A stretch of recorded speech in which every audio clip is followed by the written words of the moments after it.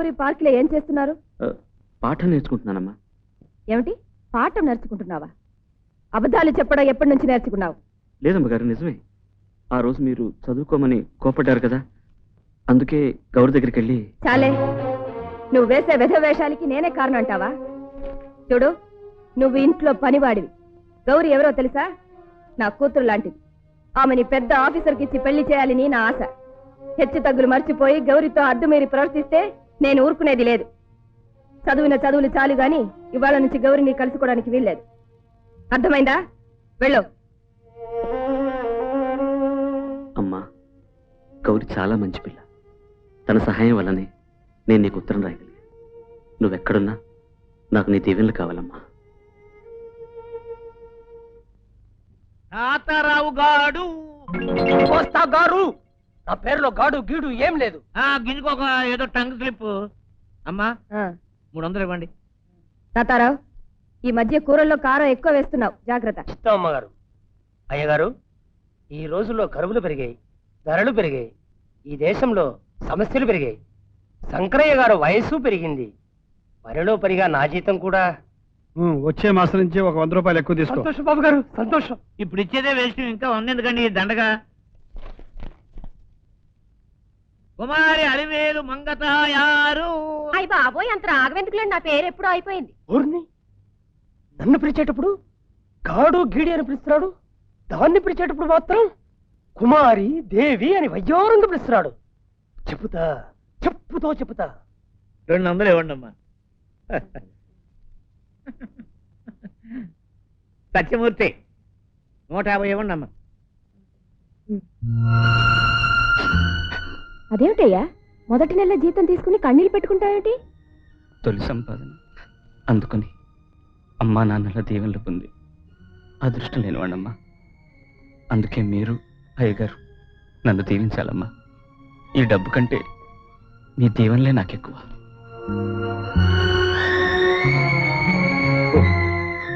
సత్యం, నువ్వు కలకాలం ఇలాగే ఈ ఇంట్లోనే మా కళ్ళ ముందే ఉండాలి బాబు. అత్తయ్య, మామయ్య. ఏంట్రా సత్యం? ఏమిట్రా ఎన్ని రోజులు కనిపించడం మానేసావు? ఏమిటివన్నీ? అత్తయ్య, ఇదిగో నీకు చీర. మామయ్య, నీకు ఈ పంచలు చాపు. విన్నావుటే, నిన్నటి వరకు వీడు కనిపించలేదని, వాడికి మనం ఎక్కడ గుర్తుంటామని ఒకటే బాధపడేదాన్ని. ఇప్పుడు అర్థమైందా వాడికి మనం అంటే ఎంత అభిమానమో? అయినా నువ్వు మాకు బట్టలు పెట్టవేమిట్రా? నిన్న నాకు జీతం ఇచ్చారు. నా మొదటి సంపాదనతో మీకు ఈ బట్టలు తెచ్చాను. నన్ను ఆశీర్వదించండి మామయ్య. నాగన్న, నీ మొదటి జీతంతో నువ్వు కొనుక్కోకుండా మాకు తెచ్చావా నాయన? అత్తయ్య, డబ్బు పెట్టి కొనకుండా దొరికి మీ మమతాభిమానం ఉన్న నాకంతకంటే ఏం కావాలి చెప్పు. బాబు, ఏమండి చూసారా, వాడి తల్లి బ్రతుకుంటే కొడుకు ఇలా ప్రయోజకుడయ్యి చీర తెచ్చినందుకు ఎంత పొంగిపోయేదో అమాయకురాలు. అత్తయ్య, అమ్మలేని లోటు తీర్చిన మనిషివి కనుక నువ్వు ఆ చీర కట్టుకుని ఆనందపడితే నాకు మా అమ్మ ఆనందించినట్టే ఉంటుంది. అల్బేల్, అల్బేల్, నిన్ను నేను అరికాలు ఇచ్చి నడితి వరకు ప్రేమిస్తున్నాను. అందుకే ఈ చెప్పులతో నా పూజ మొదలు పెడుతున్నాను. ఓం ఓం అలమేలాయ నమః. ఓం ఓం నా కాబోయే భార్యాయ నమః. ఓం ఓం మా వంశం ఎలాగైనా వృద్ధి కావాలయ నమః. ఓం నీ కాళ్ళని అలంకరించే గురుసాయ నమః. ఇదేమిటి? మా అమ్మ ఫోటో ఇక్కడ ఉండాలి, ఏమైంది? ఏ కాకి ఎత్తుకుపోయిందో ఏ కుక్క తినేసిందో నాకేం తెలుసు? నిజం చెప్పు, మా అమ్మ ఫోటో ఇక్కడి నుంచి తీసేసి ఈ దరిద్రపు చెప్పులు ఇక్కడ పెట్టింది ఎవరు? పండు రాడగొడతాను. నేను చూసి దరిద్రపడుతున్నావు. ఇవి మహాలక్ష్మి చెప్పులు. మర్యాదగా మా అమ్మ ఫోటో ఎక్కడుందో చెప్పు. చేయరా, ఏ చెత్త పుట్టలో పంట కుప్పలో పండు ఉంటుంది, పోయి వెనుకపో. చెత్త కుప్పలో మరి మీ అమ్మ ఫోటో గాలి గోపురం మీద ఉంటుందా?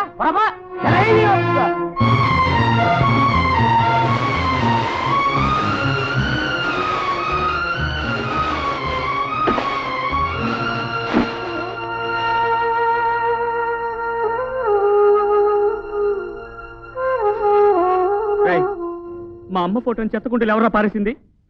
నీకు ఒక అమ్మ, ఆవిడకు ఒక ఫోటో, దానికి ఒక ఫ్రేమ్. ఏట్రావు, నేనే పారేశాను. అంటే మా అమ్మ ఫోటో చెత్తకుండీలో పారేస్తావరా? మీద పట్టామంటే తోలు ఉడిసేస్తాను.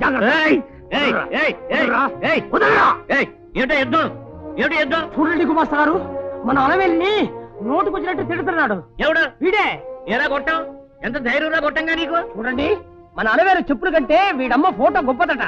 బాబేవిడో తెలియదు గాని అమ్మ పెద్ద దేవతనంటూ మాట్లాడుతున్నాడు. మేము అసలు అన్నం తినే నోడు కావరా. అసలు మీరు మనుషులే కాదు. మా అమ్మకు అవమానం జరిగిన చోట ఒక్క క్షణం కూడా ఉండను.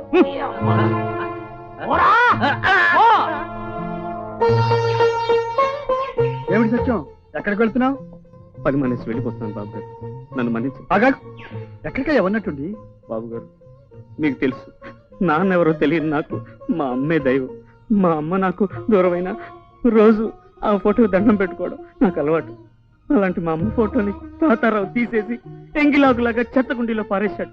పైగా మా అమ్మ నోటికొచ్చినట్టు మాట్లాడాడు. ఆ రోజు మీరు 10 మంది ఏం వాగినా పట్టించుకోవద్దు అన్నారు. అందుకే వాడిని వదిలేశాను, లేదంటే వాడిని నరికేదును. చూడు బాబు, నేను ఆ తాతారావుని పిలిచి చివాట్లు పెడతాను, నువ్వు లోపల పెద్ద. వద్దు బాబు, మరోసారి ఇలా జరిగితే కోపం ఆపుకోలేక నేను ఏ దారుణమైనా చేస్తే మిమ్మల్ని బాధ పెట్టిన వాడిని అవుతాను. నన్ను వెళ్ళనివ్వండి. ఆగు, నువ్వు నా మాట వినవా? నా మాట అంటే నీకు విలువ లేదా? వద్దు బాబు గారు, నేను మీ మాటకి ఎంతో విలువిస్తాను. కానీ మా అమ్మ అంటే అంతకంటే ఎక్కువ గౌరవిస్తాను. సత్యం, నీ తల్లి పట్ల నీకున్న ప్రేమ గౌరవం చూస్తుంటే నిన్ను కన్న తల్లిదండ్రులు ఎంతో అదృష్టవంతులు అనిపిస్తుంది. చూడు, నీకు జీతం ఇచ్చే యజమానిగా కాకుండా నిన్ను అభిమానించే ఆత్మీయుడిగా చెప్తున్నా. పద, నా మాట విను, లోపలికి వెళ్ళి. రాజేష్, ఏం జరిగింది? ఎందుకు సత్యం అలా ఉన్నాడు? ఏం లేదురా, అతని అమ్మ ఫోటో ఆ తాతారావు గారు చెత్తగుండీలో బారేశాట. అందుకని పని మానేసి వెళ్ళిపోతానంటున్నాడు. బాగుందిరా, చాలా బాగుంది. సాధారణంగా పనివాళ్ళు జీతం చాలేదనో బోనస్ ఇవ్వలేదనో పని మానేస్తుంటారు. వీడు అమ్మ కారణంగా అన్ని వదిలిపెట్టుకుని వెళ్ళిపోతున్నాడు అనమాట. మొత్తానికి వీడు నీ జాతి వాళ్ళలాగే ఉన్నాడు రోయ్. ఏమిట్రా నువ్వు అనేది? అదేరా, నువ్వు మీ నాన్న కారణంగానే కదా ప్రేమ, సుఖం, ఆనందం అన్ని వదులుకున్నావు. నోర్మో ఇరా రాస్కెల్, అవన్నీ ఎందుకు కానీ వాడికి నచ్చ చెప్పి లోపలికి పంపించు. అలాగే. సత్యం, నీలాంటి బిడ్డను కన్నందుకు మీ అమ్మకి చేతులెత్తి దండం పెట్టచ్చు. ఇదేనా ఆమె ఫోటో? అవును డాక్టర్ బాబు. ఇది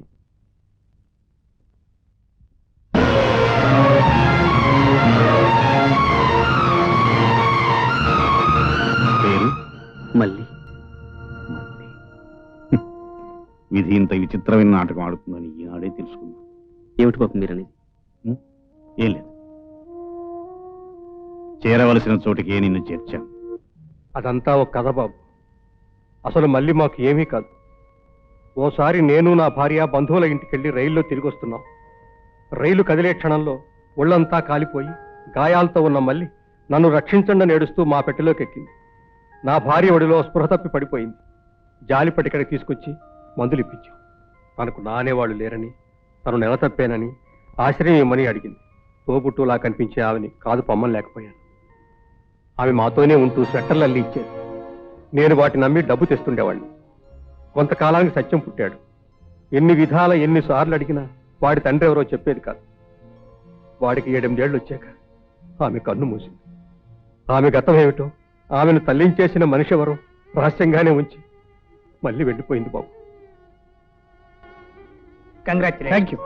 hello mister Rajesh, congratulation. Thank you. మీ భార్యాభర్తలిద్దరికి నా హృదయపూర్వ శుభాకాంక్షలు. పిన్ని గారిని కూడా తీసుకురాలేదే? లేదమ్మా, Hello. ఆమె ఒంట్లో బాగోలేక. తాగుతున్నారా? తాగండి, తాగండి. పెద్ద మనుషులు తాగితే అది కల్చర్, పేదవాళ్ళు తాగితే అదే క్రైమ్.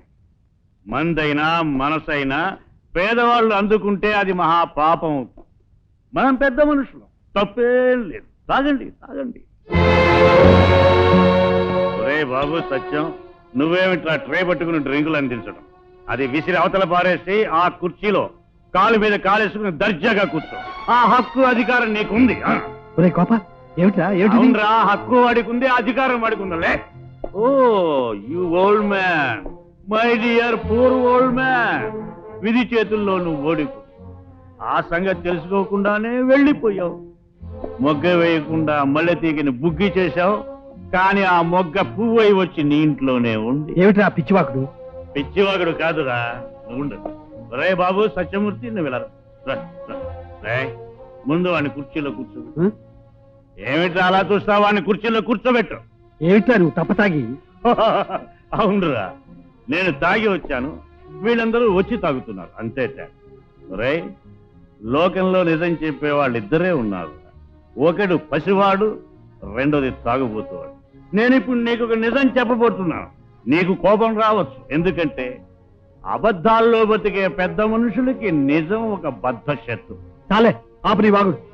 రే మీ ఇద్దరికి పెళ్ళై దాదాపు 20 సంవత్సరాలు కావస్తుంది కదా. పిల్ల పాప బాదరబంది ఏది లేని సంవత్సరం. Happy life, congratulation.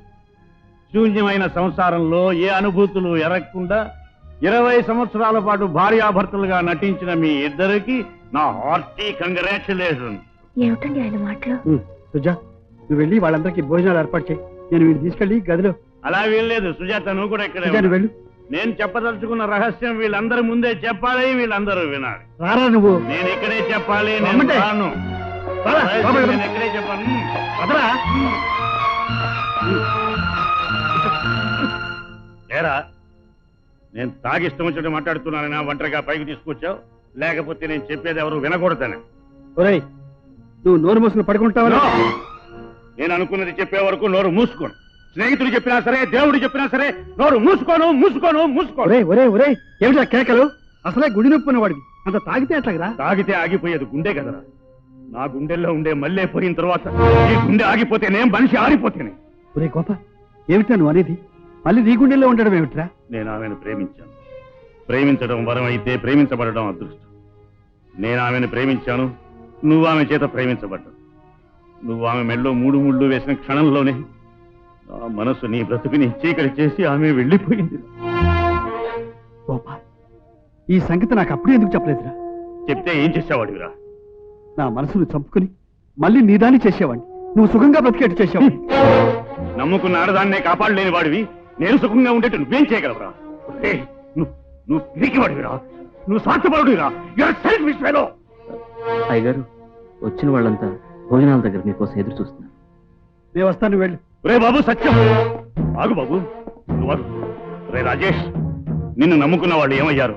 వాళ్ళ బ్రతుకులు ఎలా ముగిశారు? వాళ్ళు ఏం మిగిల్చిపోయారో ఆరా తీసి తెలుసుకోలేని నువ్వు నిజంగా స్వార్థపరుడివేరా. మన మాటల మధ్య వాడేందుకురా? సజ్జన వెళ్ళు. లేదు లేదు, వాడు ఇక్కడే ఉన్నా. ఆ రోజున గుడిసె తగలబడిపోయినప్పుడు నువ్వు మంటల్ని చూసావురా. ఆ మంటల వెనుక మిగిలిపోయిన నిజమేమిటో నీకు తెలియదురా. ఒరే ఫూల్, ఇవన్నీ వాడు వినడం ఎందుకురా? సజ్జన వెళ్ళు. లేదు లేదు, వాడు ఇక్కడే ఉంటాడు. నేను చెప్తాను, వెళ్ళు. లేదు సత్యం, ఇక్కడే ఉండు. అరే వెళ్ళరా అంటే వెళ్ళు. వాడు ఇక్కడే ఉండవురా. నేను చెప్పేది వాడు వినాలిరా. సత్యం సత్యం.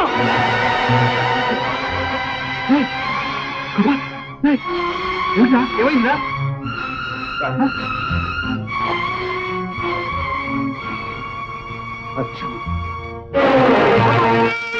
గోపాల్ గోపాల్ గోపాల్ గోపాల్. ఒరే రాజు, నేను నా అనేవాళ్ళు లేనివాడిని రా. నాకున్నదల్లా నువ్వు ఒక్కడే. నేను పోయిన తర్వాత నాకు తలకొరివి నువ్వే పెట్టాలి. గోపా, ఒకప్పుడు నువ్వు నవ్వుతూ అన్న మాటలు ఈనాడు నువ్వు కోరినట్లే నేనే నీ కొరివి పెట్టాను. నేనే కొరి. ఒరే రాజేష్, ఊరుకోరా ఊరుకో. ఒకప్పుడు మన ముగ్గురం కలిసి తిరిగేవాళ్ళం. ఒకడు మనల్ని వదిలిపెట్టి వెళ్ళిపోయాడు.